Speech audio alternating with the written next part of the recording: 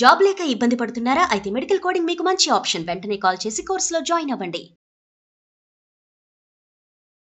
నమస్తే, welcome back to Suman TV. Present మనతో పాటు ఉన్నారు motivational speaker, public speaker, family counsellor Rajinirama గారు. నమస్తే మ్యామ్. నమస్తే నవీన. మేడం, ఏపీలో జరిగినటువంటి ఘటన అంటే ఘటన జరిగింది కాబట్టి మనం దాని గురించి మాట్లాడుకోవద్దు, కానీ విషయం ఏంటంటే ఈ మధ్యకాలం వివాహేతర సంబంధాలు బాగా ఎక్కువైపోయి మనం చాలా వీడియోలో మాట్లాడుకున్నాము. పెళ్లి కాని వాళ్ళకంటే పెళ్ళైన వాళ్ళలో ఈ బాగా పెరిగిపోయాయి ఈ మధ్యకాలం. దీనికి అనేక రకమైన కారణాలు ఉన్నాయి, చాలా చెప్తూనే ఉన్నాం మనము. ఇదేంటంటే అతను జైలుకి వెళ్ళాడు భర్త, ఈమె బెయిల్ ఇప్పించి మరీ అతని సుపారీ గ్యాంగ్తో చంపించిందంట. బెయిల్ ఇచ్చి మరీ చంపించాల్సినంత అవసరం ఏంటి, అసలు ఏం జరిగింది, ఏంటి రీజన్స్ అని అంటే ఒకసారి మాట్లాడుతుంది. అతను ఈ మధ్య కాలంలో డ్రగ్స్ కేసులో ఏదో కేసు అయ్యింది అతనికి, కొద్ది రోజులు జైల్లో కూడా ఉండి బయటకు వచ్చాడు అని ఏదో చెప్తున్నారు. దాంతోపాటు అతనికి వివాహేతర సంబంధం అది కామన్ అయిపోయింది, అతనికి ఉంది. ఇలాంటి ఏదో పనులు చేసే వాళ్ళందరికీ వివాహేతర సంబంధాలు కంపల్సరీ అనమాట. అది పెద్ద కిరీటం లాగా వాళ్ళకి, వ్యసనాలకు అలవాటు పడితే ఇది కూడా అది ఎక్స్ట్రా ఒక క్వాలిఫికేషన్ ఈ ఎదవలకి. మరి ఏ భార్యకి నచ్చుతుంది? వాళ్ళు ఏం చేస్తున్నారంటే ఈ మధ్య కాలంలో భర్తలు ఎవరితోనన్నా ఇట్లా పెట్టుకుంటే సంబంధాలు, భార్యలు ఏం చెయ్యలేక వీళ్ళు కూడా ఇంకొకరితో పెట్టుకోవడం అనేది రివెంజ్గా తీసుకుని చేస్తున్నారు. కొన్ని కేసుల్లో మనం చూసాం ఈ మధ్య. దాంతో ఈవిడ కూడా తన తమ్ముడు స్నేహితుడితో పెట్టుకుంది అని చెప్పి చెప్తున్నారు. మరి ఈవిడన్నా అతనికి పడకపోవచ్చు, అతనన్నా ఈవిడికి ఆటోమేటిక్ గొడవలు వచ్చేస్తాయి కదా. నీకు వివాహేతర సంబంధం ఉందని ఈవిడ అడిగితే గొడవ, మరి నీకుంది కదా అని ఎదురుతా కదా ఆడతాడు. ఇప్పుడు ఇద్దరు ఎవరు తప్పు చెయ్యనట్టు? ఇద్దరు తప్పు చేశారు. ఇద్దరికి ఒకళ్ళ మీద ఒకళ్ళకి అసహ్యము, ఏవగింపు, అయిష్టత ఇవన్నీ కలిగి ఉంటాయి ఆల్రెడీ. ఉన్నప్పుడు నీకుంటే పర్వాలేదు కానీ నాకుంటే తప్ప, ఈ యొక్క యాంగిల్లో తగాదాలు పెద్దవి అయిపోతాయి అన్నమాట. దీనికి తోడు ఫ్యామిలీ మెంబర్స్ కొంతమంది ఉంటారు, ఆయిల్ వేస్తూ ఉంటారు, ఇంకా అజ్యం పోస్తుంటారు. దీనికి ఒక తమ్ముడు, ఈ తమ్ముడు హెల్పర్, వాడెంత దరిద్రుడు. చేసే వెదవ పనికి కూడా కుటుంబ సభ్యులు ఇక్కడ సపోర్ట్. కొంతమంది ఉంటారు, వాడు ఏం దేశ దిమ్మరో, వాడే తాగుబోతు వెదవ, ఉద్యోగం సద్యోగం పెళ్లి పెటాకలు లేకుండా అక్కమట తిరుగుతున్నాడేమో. మరి లేకపోతే వాడెందుకు సహకరిస్తాడు? ఓ పక్కన అక్క దగ్గర తప్పు ఉంది, మళ్ళీ తిరిగి భావన నిందించాల్సిన అవసరం లేదు, వాడికి ఆల్రెడీ ఉంది. ఉన్నప్పుడు అన్నప్పుడు నువ్వు జాగ్రత్తగా ఉంటే అది ఓ పక్కన మనకు న్యాయం ఉన్నట్టుంది. అలా లేదు, ఇలాంటి వాళ్ళకి అలాంటి వాళ్ళ సపోర్టు.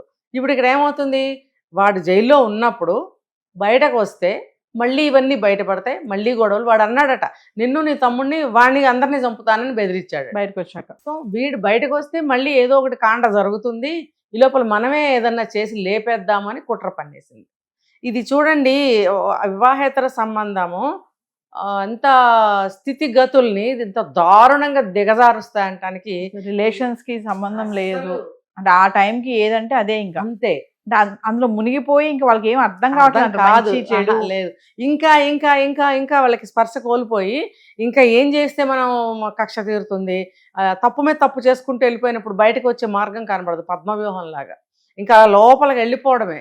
వెళ్ళిపోయి వెళ్ళిపోయి వెళ్ళిపోయి ఎక్కడ తేలుతారు? ఆత్మహత్య దగ్గర, హత్య దగ్గర తేలి జైళ్ళ దగ్గర తేలుతారనమాట వీళ్ళు. అంతేగాని ఇంగిత జ్ఞానం ఉండదు. వాడు అట్లా భ్రష్టు పట్టినందుకు వాడిని వదిలేసి నీ దారి నువ్వు బ్రతుకు. అంతేగాని ఇద్దరు తప్పులు చేసినప్పుడు న్యాయం దొరకదు నవీన. నువ్వు తప్పు చేసావు, నేను తప్పు చేశాను, ఎవరు ముందనేది ఇక్కడ అప్రస్తుతం. వాడు తప్పు చేసినప్పుడు నువ్వేం చేయాలి? వాడిని వదిలించుకొని నువ్వు హాయిగా నీ బ్రతుకు నువ్వు బ్రతకాలి. విడాకులు తీసేసుకుని నువ్వు ఇంకొకరితో వివాహేతర సంబంధం పెట్టుకుని మళ్ళీ వాడి కంటి ముందు తిరుగుతూ, వాడికి అనుమానాన్ని పెంచుతూ, కోపాన్ని పెంచుతూ, ప్రతీకారాన్ని పెంచుతూ నువ్వు వాడి ఎదురుగుండా తిరుగుతుంటే వాడికి మండుతూ ఉంటుంది ఆటోమేటిక్గా. అంటే సమర్థిస్తున్నారని కాదు, ఇక్కడ సిచ్యువేషన్ చెప్తున్నా నేను. మళ్ళీ తమ్ముడు తోడు, అక్క నువ్వు రైట్ అక్క, నేనున్నాను, నీకెందుకు వాడిని వేసేద్దాం పట్టు, లేకపోతే నీకెందుకు, నువ్వు నీ జీవితం నువ్వు చూసుకో, వాడితో నీకు అనవసరం, ఇలా సపోర్ట్ చేస్తూ ఉంటే ఇటు పక్క నుంచి అక్రమ సంబంధాలు సాగుతూ ఉంటాయి, ఇటు పక్కన పగలు ప్రతీకారాలు పెరుగుతూ ఉంటాయి. అందుకని ఏం చేయాలి, వీళ్ళు ఈ అమ్మాయి ఏం చేసింది, బయటకు వచ్చిన తర్వాత కూడా మమ్మల్ని చంపుతానన్నాడు కాబట్టి వీడిని ముందే లేపేయాలి. మళ్ళీ సుపారీ ఇచ్చి తమ్ముడు ద్వారా. మరి ఇక్కడ చూడండి, తమ్ముడు ఇది ఎందుకు సహాయం చేయాలి? కుటుంబ సభ్యుల మధ్యన ఒక రిలేషన్స్, అన్న తమ్ముడు అక్క చెల్లి వీళ్ళ మధ్యన బంధాలకి అన్న విలువ ఉందా? వీడు ఈ పని చేయటం వల్ల ఆ అక్క జీవితం ఇంకొంచెం సమస్యల్లో పడేసినట్టు అయింది కదా. అక్క వద్దు తప్పు అని చెప్పలేడా, కానీ సహాయం చేశాడు. సుపారీ వాడు ఎక్కడి నుంచి పట్టుకొచ్చాడో వీడి సహాయంతో సుపారీ ఇవ్వడము, వాడిని పట్టుకురావడము, బెయిల్ ఇప్పించి తిరిగి వచ్చేటప్పుడు దారిలో వాడిని చంపేశాడు. ఇది ఏం మిగిల్చింది వీళ్ళందరికీ? వాడు ప్రతి నెల పోనాడు జైల్లో, మిమ్మల్ని అందరినీ చంపుతా బయటకు వచ్చాయని. వాడికేం మిగిలింది? ఇక్కడ తమ్ముడికేం మిగిలింది? అక్కకేం మిగిలింది? ఈవిడ ఉంచుకున్న ఆవిడకి అతనికేం మిగిలింది? మొత్తం అందరూ కలిసి, వీళ్ళందరూ కలిసి చేశారు హత్య అని చెప్తున్నారు. ఇప్పుడు వీళ్ళందరూ కట్టకట్టుకుని ముగ్గురు కలిసి జైల్లో ఉంటారు కదా. ఇటువంటి వాళ్ళకి వేరే శిక్షలు వేయటం లేదు, యావజ్జీవ కారాగార శిక్ష, లేకపోతే కోర్టుల చుట్టూ తిప్పడము, జరిమానాలు వేయడము, ఇన్వెస్టిగేషన్లు ఇవే జరుగుతున్నాయి.